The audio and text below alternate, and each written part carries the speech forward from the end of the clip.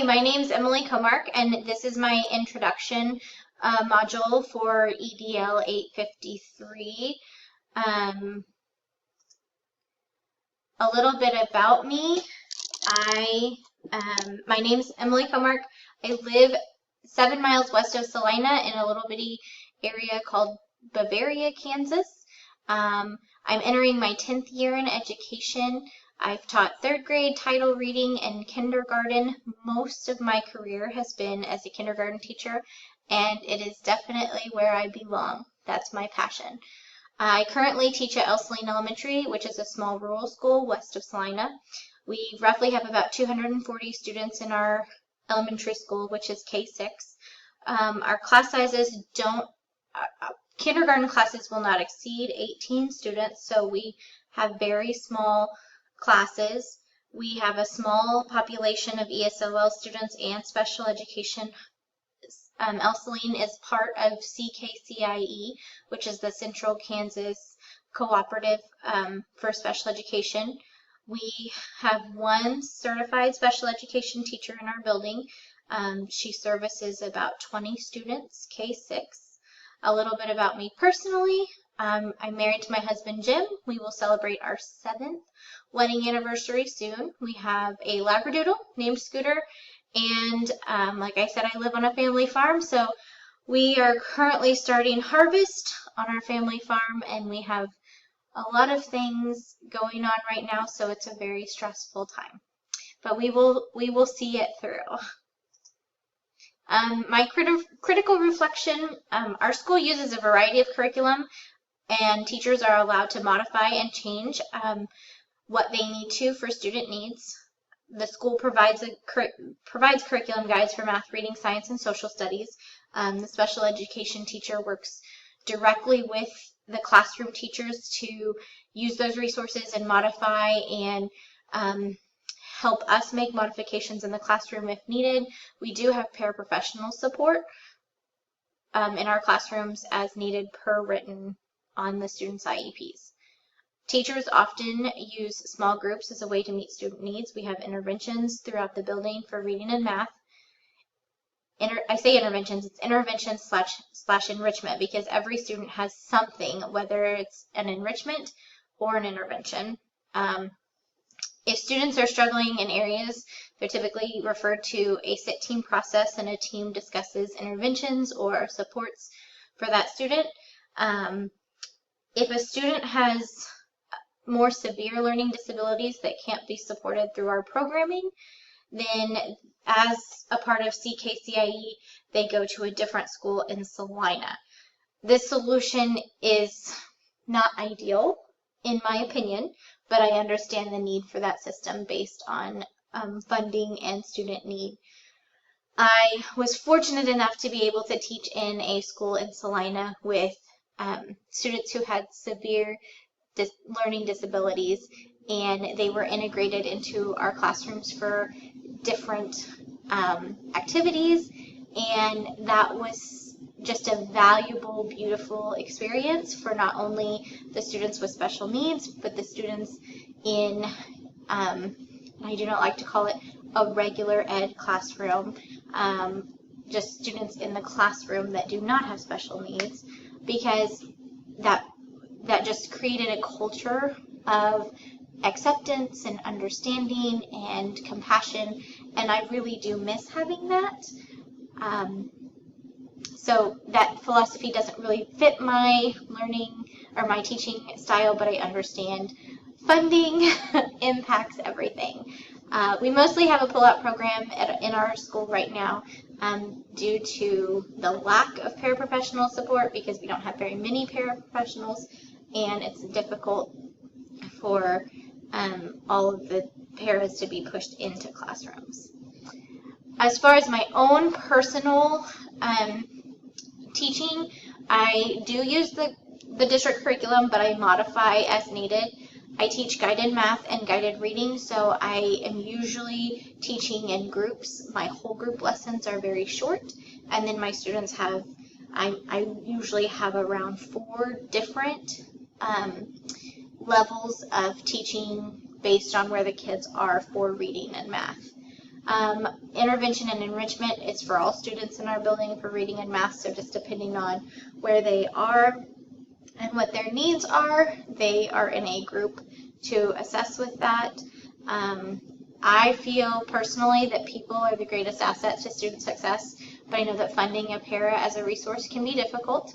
I believe that the people who can work one-on-one with students and help them achieve success is very valuable, but unfortunately that's not the reality. I usually have students with an IEP in place already coming to kindergarten from Heartland programs in my classroom, but typically what I've noticed is that the students who come from Heartland have already been exposed to so many skills and concepts. What's written in their IEP, they are usually much further ahead than a lot of students that I have coming in that maybe went to preschool, a different preschool, or maybe did not attend a preschool. So it can be kind of challenging because a student may be coming in with an IEP and getting specific help, but they may be significantly further ahead academically than other students in my classroom. So it is this very interesting balance as a kindergarten teacher and figuring out, for example, we had transition meetings in the spring, and both of those students that are coming with an IEP, I can already tell you are significantly ahead of other students that will be coming in that don't have any experience with an education system. And I always look at growth rather than grade level achievement as indicators for student progress.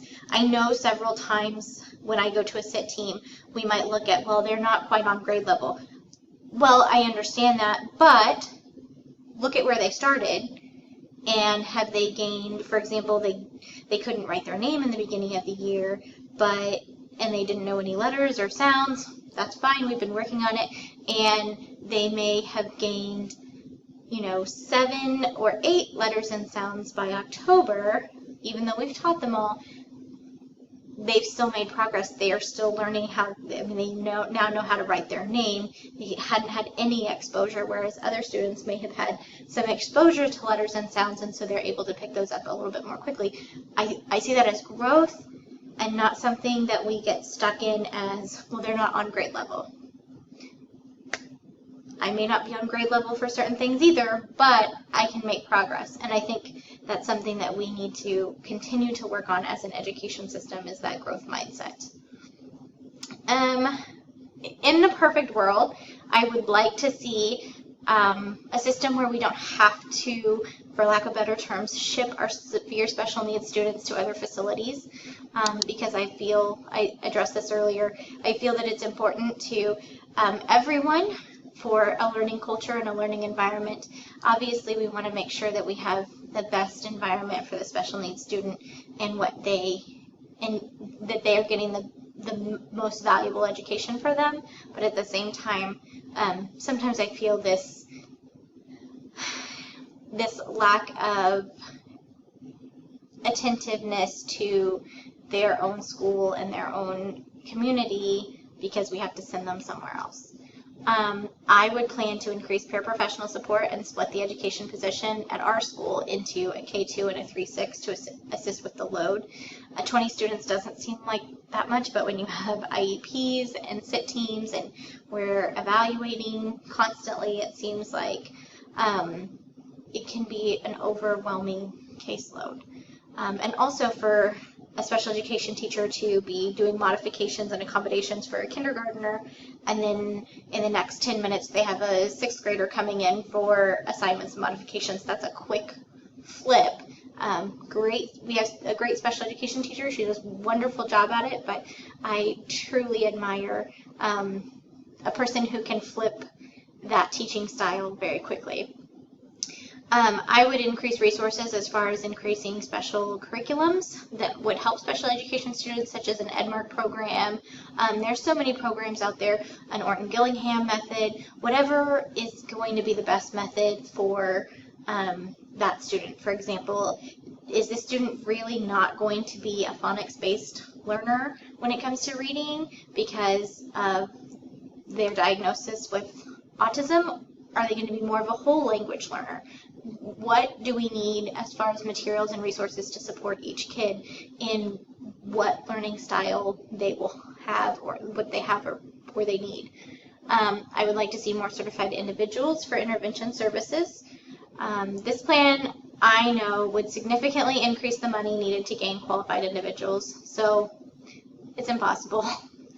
I would like to see cooperatives offer more training and support for teachers that are located at other facilities rather than just the home district. And last but not least, everything revolves around funding, and that is the reality, but we can only hope that things will turn around and we can have more support for our students with special education needs and services.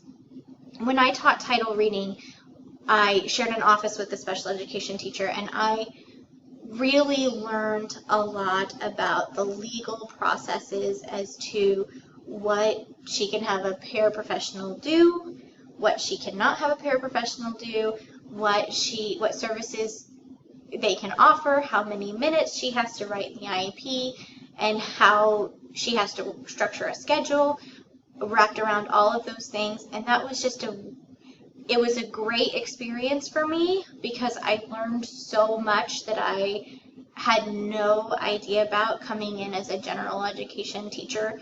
But I truly am excited to learn more about the special education process, especially from an administrative standpoint. I am not sure I ever want to be an administrator. I'm very honest about that, but at least I'm young enough now that I will have the degree, I will know, and maybe when I gain more experiences in the classroom and being in leadership roles throughout our school and our district, then maybe my feelings may change. But I look forward to learning from all of you. Thanks.